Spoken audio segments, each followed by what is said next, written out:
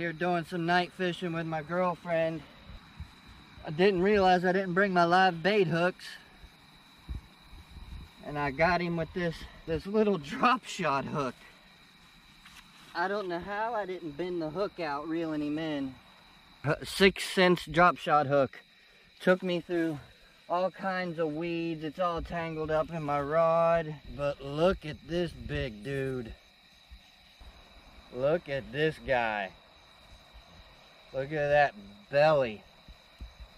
I mean, look at the head on this guy. Look at that head. Let's get a length on him real quick. 26.5 inches.